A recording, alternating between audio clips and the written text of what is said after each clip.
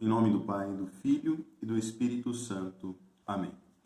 Vinde, Espírito Criador, as nossas almas visitai, e enchei os nossos corações com os vossos dons celestiais.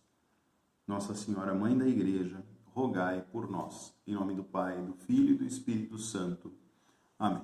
Olá, faz um tempo que nós não nos vemos, vocês estão me vendo agora, não estou vendo vocês, mas vocês podem me ver.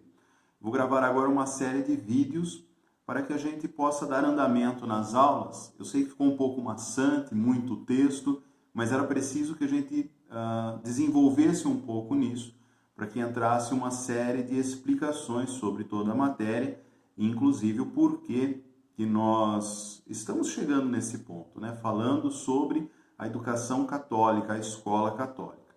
Lembrem que no começo do ano, eu disse que nós faríamos uma revisão sobre a Grécia Antiga, que nós vimos muito ano passado, no 8º ano, e logo esse começo de primeiro trimestre nós falamos um bocado novamente sobre o modelo da Grécia, mas agora com ênfase num ponto em especial, a questão da educação grega. A educação grega, assim como a filosofia grega, elas transformaram todo o mundo conhecido, especialmente o mundo ocidental. Toda a base da civilização ocidental, ela ocorreu mediante aquilo que aconteceu na Grécia muitos séculos antes de Cristo, 10 séculos antes de Cristo, mas por volta do século IV antes de Cristo, século V, século IV, nós tivemos um apogeu da civilização grega na questão da filosofia e na própria educação, que emanou por todo o mundo e assim formou todo o mundo ocidental. Eu estou colocando também no Web Escola para vocês um PowerPoint com os slides iniciais sobre toda essa explicação. Então você assista esse vídeo e veja também os slides que vou estar acompanhando aqui para vocês, lendo um pouco sobre isso, na verdade explicando os tópicos aqui. Por que estudar a escola católica, né? Especialmente neste 9º ano? Quando vocês chegarem no colegial, nós vamos ver aspectos muito importantes sobre a filosofia num nível mundial ao longo da história, de todo o período histórico da filosofia. A filosofia, ela versou sobre uma sistematização, uma abordagem universal e sistêmica de todas as coisas, uma universalização do conhecimento. Para que ela fosse possível de ser empreendida no mundo todo, era necessário que ela acompanhasse todo o desenvolvimento da Grécia Antiga com relação à sua educação, a educação. Os gregos, eles tinham uma educação muito conceituada, vamos assim dizer, muito forte, rígida não, rígida também, mas forte. Eles eram bons na questão de educar crianças, educar cidadãos, e com a filosofia ela cresceu bastante. Tudo começou na Grécia Antiga. Mas o modelo de educação católica, assim como também é proposto nesta escola, ele é um modelo também universal, que abarca todas as culturas, pois Cristo, o próprio Cristo, está acima de todas as culturas. Mas estudar a educação católica no âmbito da filosofia grega é muito interessante, que nós vamos perceber que as duas caminharam como que juntamente uma com a outra, né? Obviamente, cada qual com o seu estilo, cada qual da sua forma, mas futuramente, após Cristo, alguns séculos depois, vocês vão perceber que muitos santos, eles estudavam aspectos da filosofia grega e elas encaixaram harmoniosamente num modelo de educação católica, num modelo de educação cristã. Qual é a diferença da educação católica sobre a educação grega? De fato, a educação católica, ela está muito acima do que aquilo a filosofia grega, do que a própria educação grega já estava acima. A filosofia grega propunha um modelo integral do homem. Agora, a educação católica, ela não somente propõe um modelo integral, mas um modelo de homem livre, liberto do pecado, liberto de tudo aquilo que enterraria este homem neste mundo. De fato, Cristo, analisado numa ótica filosófica, ele estaria muito acima da filosofia, da própria filosofia, entrando acima, além da própria metafísica. Estaríamos no campo de Deus, no campo da teologia.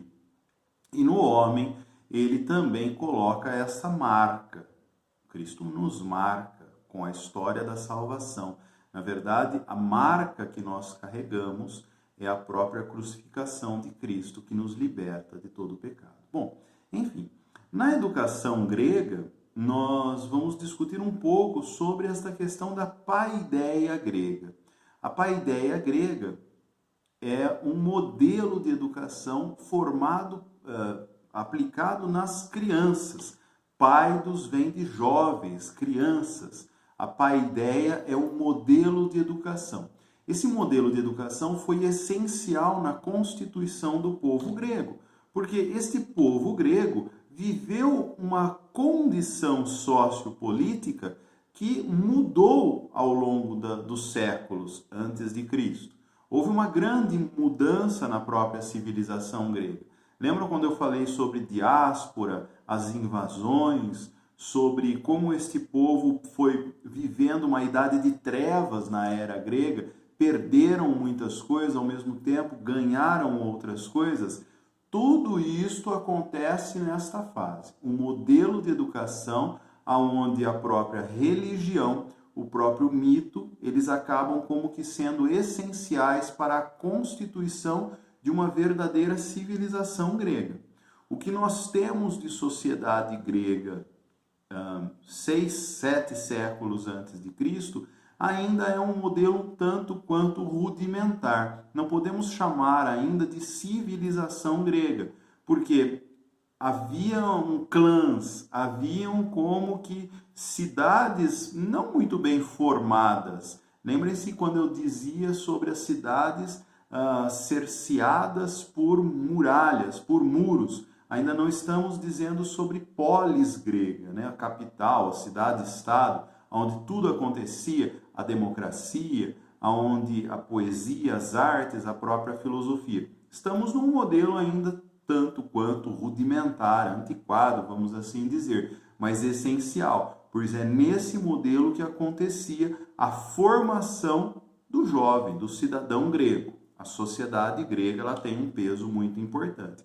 Nesta sociedade, há uma importância muito grande no contexto social. Social, quando dizemos social, é poético na arte grega, mitológico, das religiões, a religião politeísta, essencialmente, e as condições sociopolíticas econômicas. Eram povos que se organizavam na própria sociedade regional, local, mas ainda não havia uma grande civilização grega. Esta grande civilização grega, ela só foi possível com o desenvolvimento mais futuro, vamos assim dizer, de leis, de regras, de regimentos que acontece na própria civilização grega. Neste ponto há um conceito muito importante, o conceito de areté. Areté significa excelência, aquilo que busca por o melhor, a própria virtude. A virtude é a areté. O cidadão grego, ele era formado em todas estas áreas, na poesia, na religião, na própria escrita, na própria atividade comercial, atividade marítima. O cidadão grego era formado para ser o melhor, para desempenhar a melhor função. Areté seria como próximo ao conceito de justiça. Lembra que no 8º ano eu disse muito sobre essa questão de justiça, a justa medida entre partes, que é exatamente esse conceito de virtude, aquilo que se encaixa perfeitamente. O primeiro conceito, areté, que engloba na questão da educação. a paideia grega visava o melhor desempenho para aqueles que iriam desempenhar algum tipo de função, por exemplo, na sociedade. Assim também como o conceito de kalos agathos, que é mais ou menos o que nós traduziríamos para Santo Agostinho, né? O conceito de bom e belo. Agostinho coloca verdadeiro, que é o próprio Cristo, mas a bondade e a beleza, no sentido da estética e no sentido também da justiça, no sentido daquilo também que se encaixa perfeitamente. Então, estes conceitos gregos, eles foram sendo como que disseminados por toda a civilização e aperfeiçoando as próximas civilizações que usaram o modelo grego de educação formal. Assim aconteceu, por exemplo, com a Roma antiga, assim acontece no helenismo, na própria Grécia antiga. Todo esse modelo educacional que nasce na Grécia antiga, ele serve como de uma base para todo o modelo educacional que nós vemos depois, futuramente, na Idade Média. Inclusive, hoje ainda é formado, pensado dessa forma, apesar de diversas outras correntes.